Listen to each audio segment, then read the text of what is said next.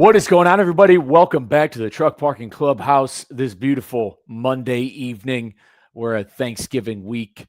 Thank you guys for tuning in once again. If you haven't, by the way, about 46 minutes ago, Taillights 45 just dropped in your inbox, and we're covering a leaked memo that good friend of the show, Adam Wingfield, has dropped. He's a contributor over at FreightWaves, and there's a leaked memo from the DOT going on about how they're going to be cracking down on chameleon carriers. So if you know those, and I'm sure if you're out there, you've probably seen those commercial vehicles with pieces of paper on the side of those trucks with the DOT and MC number written on them. And if you're on TikTok, I'm sure you've probably seen videos of people actually replacing those numbers. And we all know out there, if you're watching this, that there are likely criminals operating outside of the law. And there's a DOT memo that looks like they might be taking some action. But also on there, do want to let you know, we've got our Thanksgiving promo code in there. So if you're headed home or if you're over the road, you want to take advantage, we've got our Thanksgiving promo code, which is Turkey25 in there, or Turkey50.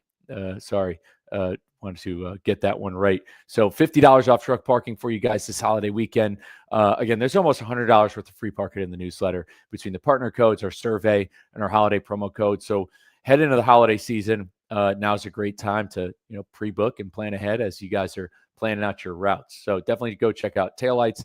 Would love that survey back. But without any further delay, let's get right into tonight's Clubhouse with my guy, Truckin' Life with Sean. What's going on, brother? What's up, buddy? Glad to finally be here, man. Man, I'm stoked to have you on board. You're out trucking there right now. Where are you at? Yeah, I'm right here, right outside of Knoxville, between Knoxville and Chattanooga. Oh, let's go. So you're right. You're very close to Freight Alley. Yeah, almost there, yeah. Freight Alley is the given nickname. CEO of FreightWaves refers to Chattanooga as Freight Alley. So I guess I'm just going to follow his lead on it. The carpet kingdom of the world, too. Carpet capital. All the carpet out of Dalton. Oh, there we go. Yeah, so big stuff on there. Well, speaking of, you're behind the wheel of a truck right now. What, let's break right into it. What got you into trucking? Man, trucking was the best thing I ever did. I got in trucking about 17 years ago. There was a point in my life where, I was still in my 20s, and I'd read down a couple wrong paths, and it was a way to get focused, and I wasn't sure what my life was going to look like at the time. And I wanted stability. And, I was married and we had some kids, and we did everything backwards. Like, we got married. We had kids, got married, then got a job. But, so I started driving. I came to Rosedale, the first company I ever worked for. They brought me in, gave me a shot, trained me.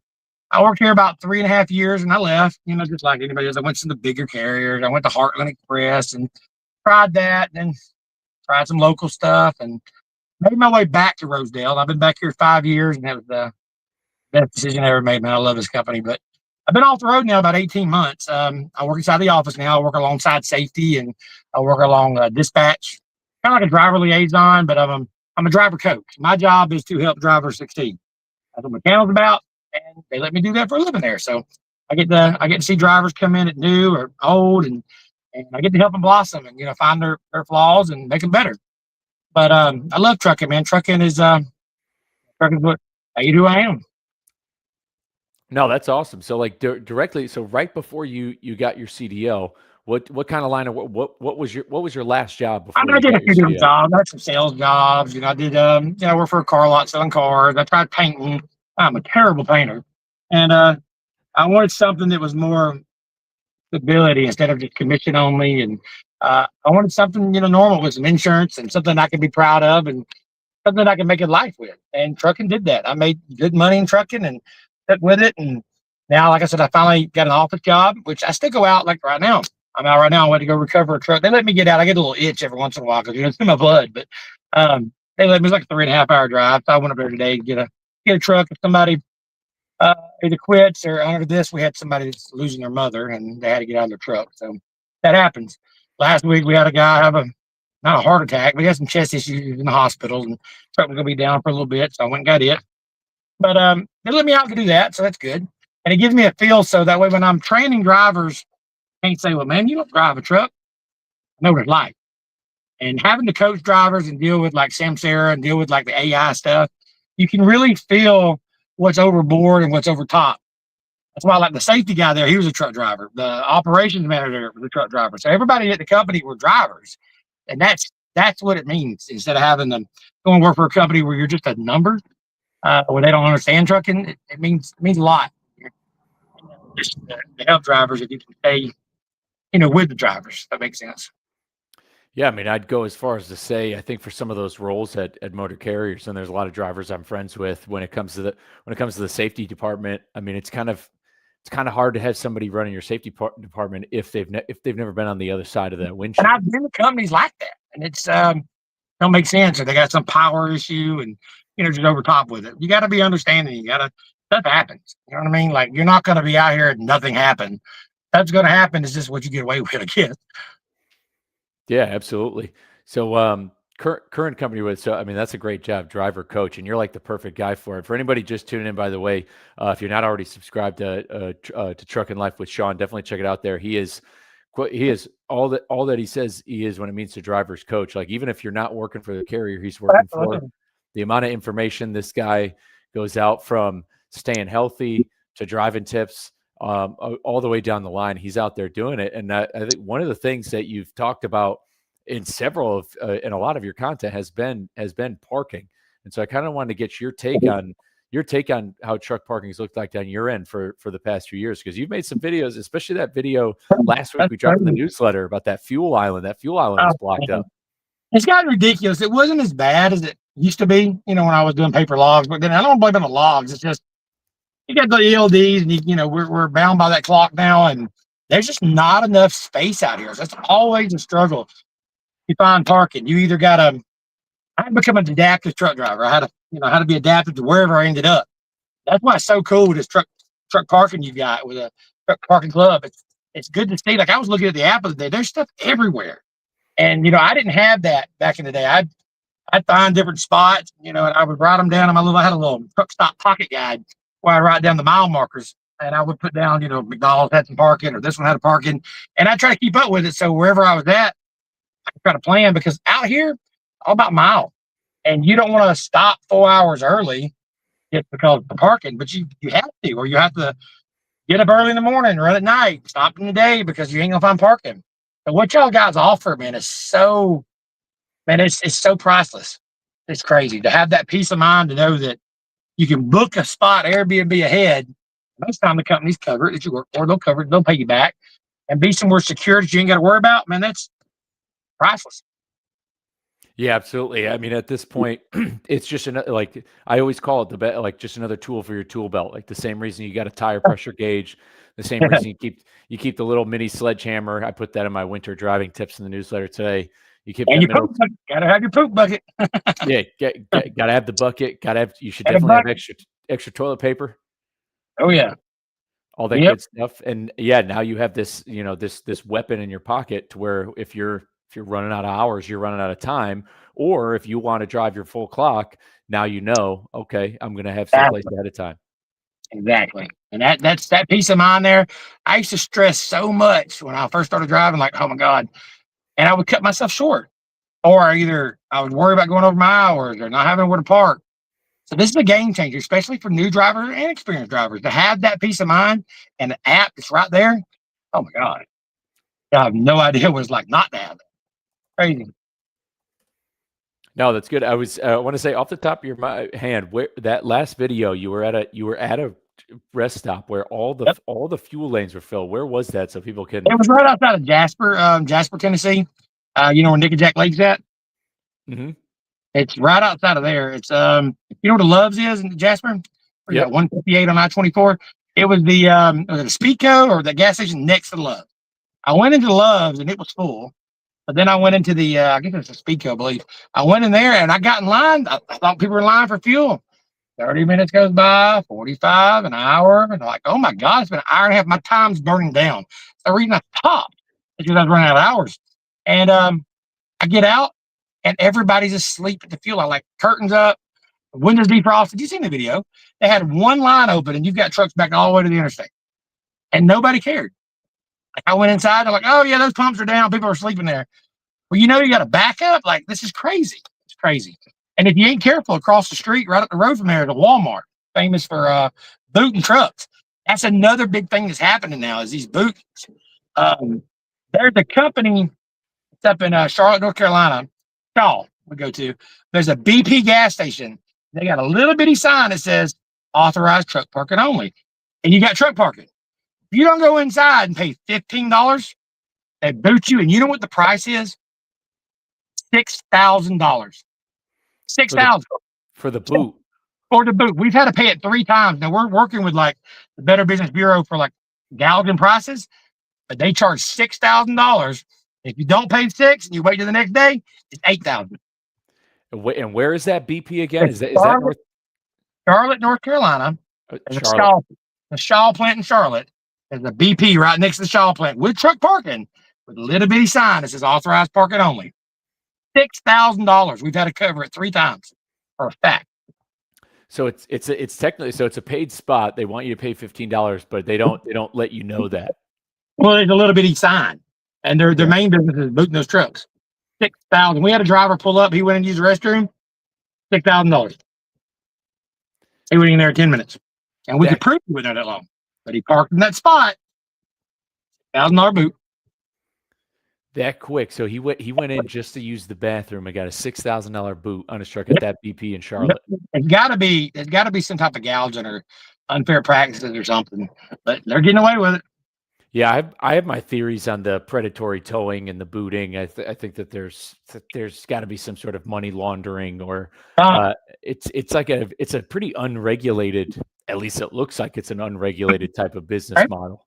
But that Walmart does the same thing when you're Jasper. You see trucks parked there every night, and the boots come out every night. Mother Truckers did a video on it too one time. But we had a driver pulling there. But you see it, and you think it's cool. And it's not the Walmart; it's the people that own the shopping center of Walmart. They got signs up.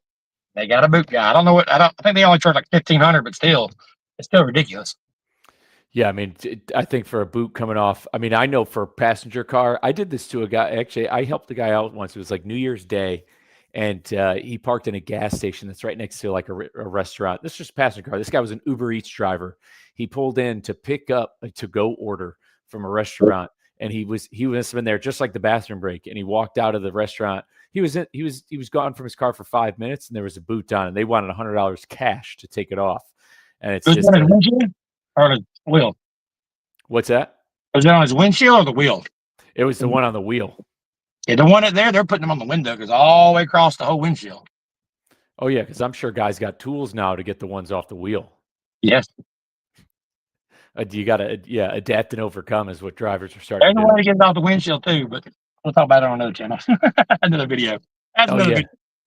Oh yeah, this definitely won't be the first and last time. Through all the peace of mind of not having to worry about having to pay for parking, not worried about DOT making you move in the middle of the night, not worried about that. Man, it's priceless. Y'all have to come up with something that I've always said, if you can solve the parking issue, you've solved something. That's a big deal out here. Parking's a big deal, and there's one other problem. We'll talk about that in a minute besides parking, but parking's a big deal. Yeah, I'd love to get to your issues because I definitely wanted to touch on that. But you're absolutely right when it comes to parking. It has everything to do with like there's no one quick fix for the parking issue. It's going to take action from the government, state governments. It's going to take the private market. It's going to take people, more truck stops open, and it's going to take a village to really to put a dent in the issue. It's not a one size fits all, and y'all doing a lot to help though. I'll tell you that. Yeah, and it's and even the quote, the more, and we advocate for more free parking all the time. We're very active in advocating for it at state and federal government level. But even some of the parking that it was up in the Pacific Northwest, I believe it might have been in Oregon.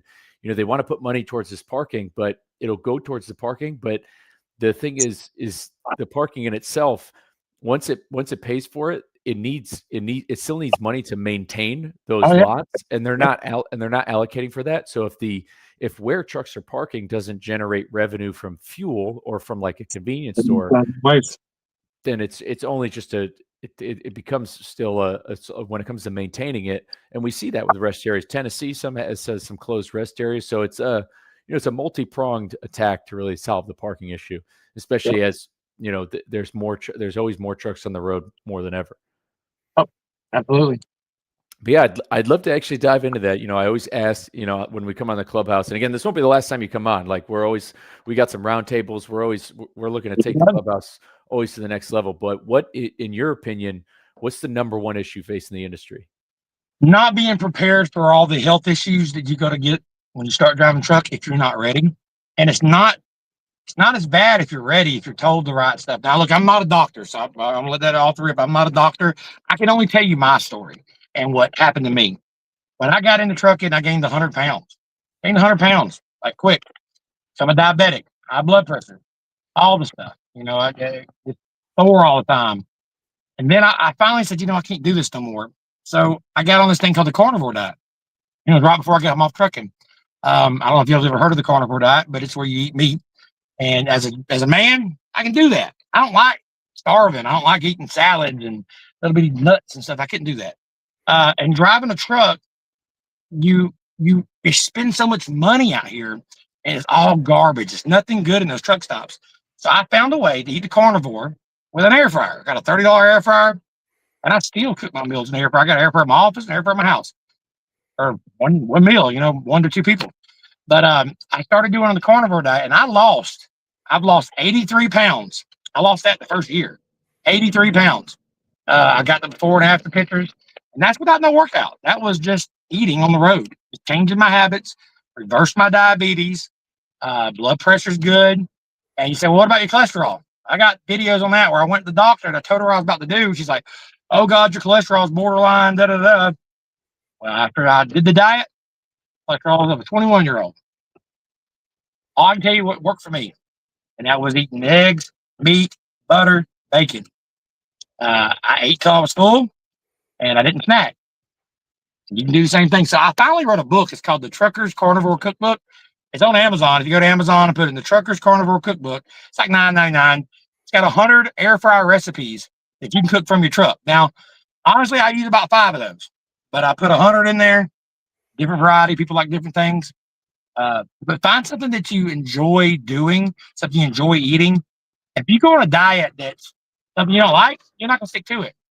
But find something, whether it's carnivore, whether it's paleo, whatever it is, it's something that's long-term sustainable, you can live with. That's all you need, man. And exercise is good. I'm not saying don't exercise, because exercise, you need it. But diet is 80% of it. And you can do that. You can do that right there in your truck. You don't need no fancy big old freezers. You ain't got any meal prep. You'll save money, you'll lose weight. Guaranteed. Yeah, so driver health, number one issue in your eyes, and I'd say, yeah, you're definitely speaking to the right guy, because that's definitely the priority. I lead with. I think that driver health overall sets the foundation for solving all the other issues in the industry. Like if because physical health transcends into mental health. Oh yeah, and all that. And as you get healthier, and as I got healthier, because I have a 100-pound weight loss testimony myself, and as I lost weight, the more and more, brain fog is reduced, my energy goes up. The more I want to get involved, the more I want to have conversations. I started a podcast from it. I started to get into different networking groups, and like the more I wanted to like give back, and when you're kind of in a rut, you're kind of just going, you're doing what's called surviving, not thriving. When you're kind of leading that, when you're not prioritizing what you're fueling yourself and how you're moving. And you're absolutely right. Movement's important. Like movement is medicine. We got to do it. We're doing a lot of sitting, and that movement doesn't need to be crazy workouts, and that's what I've said that in video all the time. I ran 5 marathons as a trucker. Nobody needs to do that. In fact, I advise against it, but I did it to just say, hey, this job doesn't create limits for you. Like there is no limits to what you can do just because you're a driver. That exercise can just be some resistant bands. There's a lot of stuff. Get out and walk. Park from the further spot and walk. Even just a little bit of steps. But your diet is key, because with your diet, you're going to get, or you have the energy to get out and walk. You have the energy to lift some dumbbells. It starts with diet. Absolutely. It definitely started there. There's a great video that I've got to figure out a way to share it and chop it up. But a guy out of North Carolina, I believe he's a college professor, and he doesn't recommend this, but he did it just to prove a point where he. Oh, I think I cut out on speaker for a minute. So this nutritionist, he did what was called the Twinkie diet, where he only ate 1,800 calories a day. And, but all he ate was like Twinkies and Cheetos, a little bit of fruit, and that was it. But he, same as you, he ate only a certain amount. And then when he went to the doctor, he lost 30 pounds, but his blood pressure, his cholesterol, everything went down. And he was only eating junk food. So it's just like, just by eating a little bit less or finding something that you can stay consistent on, that's how you win. I know a guy that went on a hot dog diet. It was terrible, but he lost weight. He did hot dogs, but it was meat, and even the hot dogs and the dirtiest meat in the store is better than some of that other crap that we put in our bodies. Let's go. I got to give a shout out to one of your boys jumping on here. Unknown New York 11. What's up? My name is not Shane, by the way. Appreciate you tuning in on Unknown New York. You're jumping in the Truck Parking Clubhouse. My name's Michael Lombard. You can find me anywhere at Lombard Trucking. I work over here at the team on Truck Parking Club, also as a driver myself, and do a lot of other crazy stuff. But appreciate you jumping in on the Clubhouse. We'll have to get Shane on the Clubhouse because he's asking if I was Shane. So we're gonna have to get Shane up on here if he looks like me. I'm not sure who Shane is.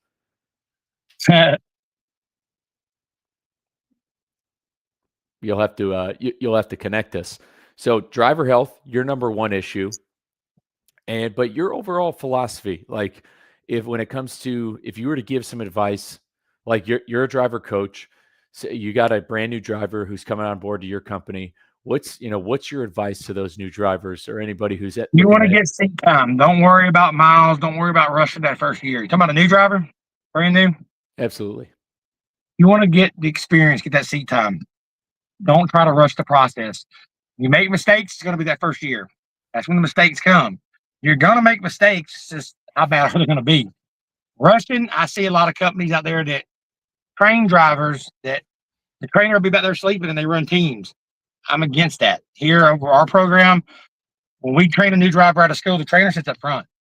When that truck stops every night and goes to sleep, they go to sleep at the same time. They get up and they drive. One drive, the other drive, but they don't run as teams so they can learn. When you get out on the road, I know dispatch is going to push you, but take your time and learn. Learn how to communicate. They keep communication. Learn how to trip plan. Learn how to be efficient as a driver, but learn it slowly. Don't rush it. And it'll all start coming together. It'll all come together as long as you take your time. Just that first year, get the seat time, not the miles. Get the seat time, get in. Now, you seem to work for a company that you enjoy. They've given you a good career. You found your way back there. I mean, if somebody's entering the industry, like say I'm just like, say I can't come to you. I'm like, hey, Sean, I really want to get my CDL. What would be the pathway you recommend? Would you say, hey, pay your own way through school? You should work for this company. How do you think a guy should go about? It depends on your situation. I went and got when I got mine, I went to Chattahoochee Tech. It was like $8,000, but I got a grant that covered it. There is grants out there that will cover some. Georgia had one. I didn't pay nothing for my CDL. I think I paid like $50, but I got mine through the Hope Scholarship. You have two options. If you don't have the money to do it, you can sign with a company. A lot of those companies that you sign with, they want to pay you less per mile. I don't know this for every one of them. I only can tell you what I've heard. You sign up with a year contract, they're going to pay you less per mile and just kind of run over you a little bit. But the good news is companies like mine, and there's other companies out there, if you have a contract with somebody, Rosedale pays up to $4,500 to pay that contract off. So if you did get your license, they will pay it all for you. And so you can come over here and work with us. And there's other companies, not just Rosedale, there's other companies that do that as well. So you have different options. But if you can pay for it. If not, get the contract and let Rosedale pay it off for you. Yeah, and that's always what I like to ask. If a driver's currently working for a great company, and they want to talk up who they drive for, I always say they recommend it. So you'd recommend Rosedale out there to drive. And I'll go ahead and give you the number. The number's it's my number directly. It's 706-226-1003. That's 706-226-1003. That's Rosedale's number. But call me. My extension's 5233. It'll go to my cell phone if I'm not at my desk. I'm not a recruiter. Like I said, I'm a driver coach. But if you live in the hiring area and you think it's something you're interested after going through me, I'll hook you up with a recruiter and they'll get you put on. They offer $4,500 sign-on bonus if you've got a year experience. And like I said, if you're new, training program is great. 6 weeks, but they pay you 150 a day. You're not just running this team; you actually learn. We build safe drivers here. And I'm proud to say that. Yeah, I would say what is the hiring area? Well, it depends. It changes a lot, but with our routes, it's Kentucky, Tennessee, Florida. We hire a lot out of Florida, and a lot of companies don't, but we got a lot of freight that goes down there. So, if y'all Florida drivers that want to get home, give us a call. Um, Georgia, North Carolina, South Carolina, Alabama, all the way up to like Maryland, over to Illinois, down Kentucky, Midwest a little bit. We don't hire West Coast, so there's no California, no Texas, no New York, mainly like East and Midwest. Yeah, so basically east of Mississippi, south of 70. Pretty much. We're Taking it we're up. an out and back company, so it's like all our freight is here in Dalton and Chattanooga area goes out, and then we broker something coming back. Everything goes out, back, out, back. If you live here in Georgia, you got it made.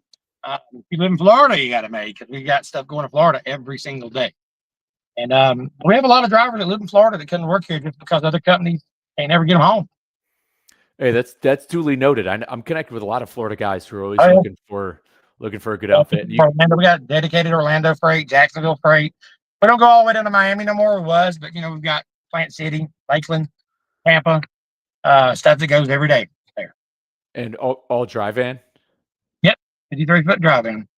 Awesome. I'd say that the training program off the rip is what a lot of people, and a good friend of the show, my good friend Gord McGill, has mentioned about training is that it should be. And one of your commenters, gentleman jumping in here, trucker Steve, he says the driver trainer should never be sleeping when their students driving.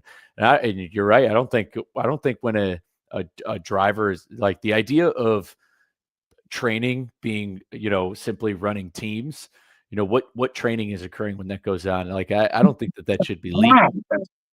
You'd be so surprised at how many drivers have emailed me over the years and like, hey, Sean, I'm about to go down Mont Eagle. My driver trainer's asleep. Will you help me? Will you talk to me?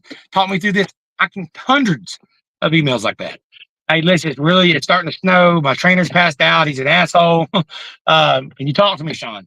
I've had all kinds of people email me. I can't tell you how many. It happens because of greed. It's all greed. But is it legal? Yeah, if they got their CDL, it's legal. And you run teams, or they got a day experience or not. Is it safe? No. Does it help the company? No, not in the long run. But they get them in there and they think it's going to turn over, and they run them like teams, get the miles out of them, and they go on to the next one. Like we don't do that here. We're a smaller company here at Rosedale, so we try to build people to stay. Most drivers that leave, they come back. But like I said, everybody works their way up in the company. And the safety manager came here as a new driver, right out of school. The operations manager came as a new driver. I came here as a new driver. So it's a family business. It's family oriented. Not duly noted. Good to know. And I know when I go to upload this later, I'm definitely going to add your phone number and everything to the show notes in case anybody's